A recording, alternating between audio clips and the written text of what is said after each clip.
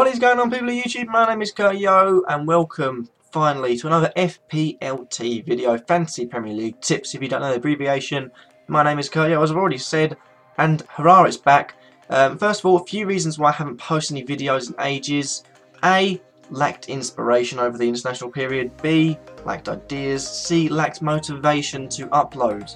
Even with the small ideas I had, which is player review or player battles, and also the season review so far between different rival clubs, I've just not had the inspiration or the motivation to do it. However, I'm back. I've got ideas for next month, so November, and also I'm going to have to start preparing videos for when I'm away. I can record some, but you won't see as many. So, for example, the podcast may stop unless Joe and someone else decide to try and do it, but the preview and the review will still be happening. Anyway, we're in the here and now. Let's get into things. Let me just get rid of this. It's when I've been looking at people. I'm going to put in my thing. First of all, we've got the goalkeepers to talk about. Now, goalkeepers, three. I've got a few strange ones here. First of all, we've got Joe Hart. Now, I say that's a strange one. That's not really a strange one. You look at, who City are playing. You've got Bournemouth at home, even without some of the key players, i.e. Aguero, Silva, Company, all them sort of players. You'll see a City side that, for me, are going to get an easy 3 points and an easy clean sheet. The reason I say that, Bournemouth are lacking Callum Wilson. Now, as much as I say, Bournemouth are more of a side, they're not just with Callum Wilson. He had 5 goals before he got injured, and missing that will be huge. He was the main goal scorer, as a quality goal scorer, and I think, for me, that's why they won't trouble the City defence in this coming game. Next up, we have another English keeper. Maybe coming in to the fray for England, we've got John Ruddy. Now, the reason I've got John Ruddy in here is because they're playing Newcastle away, and as much as there is a chance of him getting a clean sheet, I'm looking at the amount of saves he made. 25 saves is not that bad. If they are going to come at his goal, I believe he can stop them. Yet to get a clean sheet this season, I feel like this could be the game against a misfiring and a really out of form Newcastle team. And lastly, we have a Chelsea defender. My goodness, I know I'm as surprised as you are. But if I can find down here, all the way down here, we have got Asmir Begovic. Now, the reason he's in there is one of two things. A, I feel like, now's the time for Chelsea to finally get another clean sheet. And B, they're at home against Aston Villa. Aston Villa have only scored 8 goals this season. And even Chelsea have done better than that. And he's also, got a fantastic saving record. I think he's made quite a few saves this season, if I'm correct. 22, that's not bad in the 6 games, he's played, including, none in that game, or 4 in that game, against Swansea.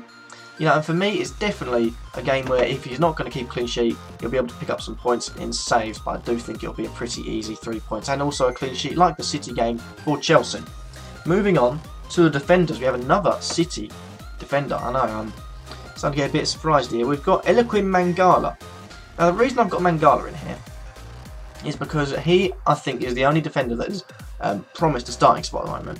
You've got Otamendi and you've got Demichelis, but I feel like if I had a choice, it'd be Otamendi, but you never know. And also, Company could be coming back. And for me, Mangala will be playing, because I don't think Company will be playing, Sanya. He's come out of the team now. Zabaletta's gone back into the team, which is good to see. I do like Zabaleta. So I feel like if you're going to get a City defender in, it will be Eliaquim Mangala. I don't have any free transfers. I've already wasted -8 points on this game where he's getting my team up to scratch. Eliaquim Mangala is definitely one to put your money on because he's going to get an easy clean sheet in my eyes. Moving on to the next defender, we've got a few surprising mentions. I'm going to do the least surprising one last. We've got a Norwich defender here coming up next. And it's the highest goal scoring defender in the league, Russell Martin. Now, the reason I put this out is that Newcastle have missed 5 throughout the whole of the season. I believe they've scored 6 goals this season, conceded quite a few as well, including the 6 against Manchester City. And for me, that puts them on the level of you're going to get goals. And if Norwich are going to get a clean sheet, which I put Roddy in there, and also Russell Martin, who's in my team, he scored 3 goals already this season. He can easily make that 4 against a rather, lacklustre Newcastle team and an even worse defence. Bearing in mind Tim Krul is out for the season. They now have Carl Darlow or Rob Elliott, both of which I don't think are Premier League standard. One to look out for. And lastly for me, it's the Crystal Palace centre-back, known as Mr. Scott Dan. The highest scoring centre-back for them this season so far. And you look at the reasons why he's picked up 7 bonus points. Look at that, I'm thinking 4 in the last 2 games. You know, who's he up against? West Ham. If they aren't going to get a clean sheet, he's going to get some bonus points for sure. And I feel like definitely it's worth a pick because, you know, Crystal Palace are a very good team. They've shown why. They're only losing 1-0 to City, losing by beating Chelsea, you know, losing just by 1 goal to Tottenham, you know, and home against West Brom, 2-0, easy win. I feel like they could get the same result this time, 2-0, but we never know.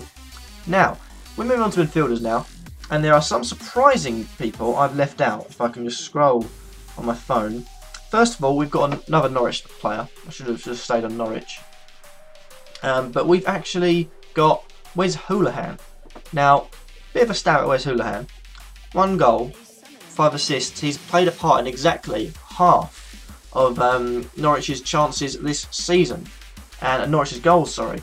And for me, if they are going to get goals against a misfiring and, you know, a poor Newcastle side, it will definitely be coming through Wes Hoolahan. Wes Hoolahan, or I'd say if you're not going to put Wes Hoolahan in, put the slightly more expensive Nathan Redmond in, because he has also done alright for himself this season. He's picked himself up 3 goals and 1 assist. He will pound away at the left hand side. I think Mbodo? I think it's something like his name. A weak left back. If he plays again, could be terrorised by a player like Nathan Redmond. We're going to move on now to a Southampton player. Now, it's surprising, you know, it's not really surprising, it's Mane. And for me, you know, you look at him, 2 goals, 5 assists, you look at his last 3 games, he's grabbed 2 goals and 3 assists in his last 3 games. He's coming up against the Leicester team. Now, this Leicester team, you may well know, they've conceded 15 goals so far this season, yet to keep a clean sheet. I don't think they're going to get a clean sheet in this one either. For me, this is going to be a goal fest, maybe even 3-3, something like that. And Mane will get involved, as well as another Southampton player I've got coming up later on. And lastly, we have a player by the name of Kevin De Bruyne. Kevin De Bruyne has took it by storm. You know, people thinking, is he worth that much money? He's come in his first game, he didn't do anything get away against Crystal Palace. He's come in, he's whacked out 3 goals and 2 assists in the last 3 games. That for me is fantastic for a midfielder. Can he make it 4 goals in a row? Or will he be playing just before? I think the only player to do that, I think Gomez and then Vardy. I'm not sure on that statistic. But he's played a lot of parts in a lot of goals for City since he's joined. And I feel like if they are going to score, it'll be through him. Like I say, they're without Silva, they're without Aguero. They've got to look upon someone. I don't think Boney's got it for me. So De Bruyne will definitely be the one to look out for. And now we have the strikers.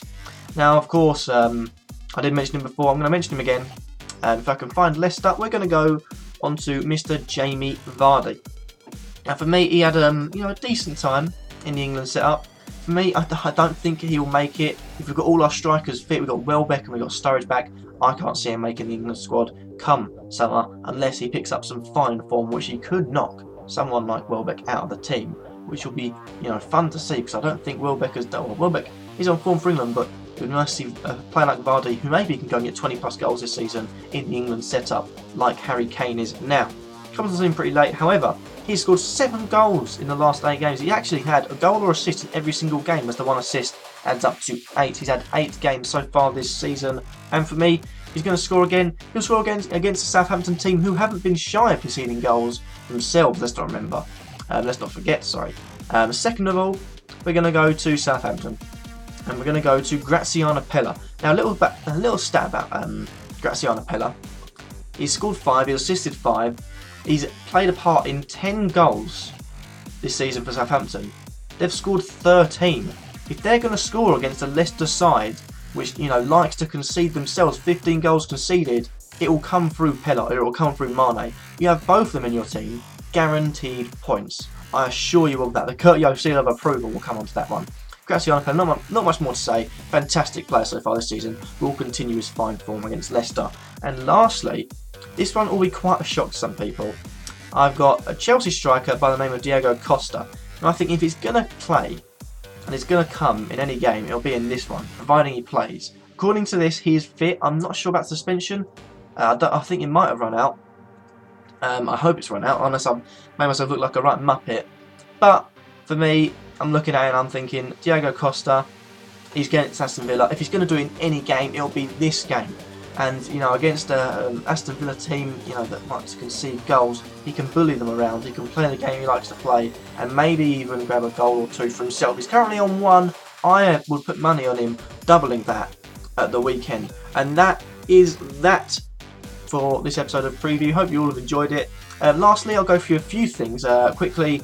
The ones to avoid, I'd say there's not really anything to avoid. Bournemouth defenders, definitely. Aston Villa defenders, definitely. In fact, Aston Villa and Bournemouth in general, just get rid of their players. Also, don't really listen to people that say don't have Sunderland players on your team, because under Big Sam, you know, they'll start to get very solid at the back.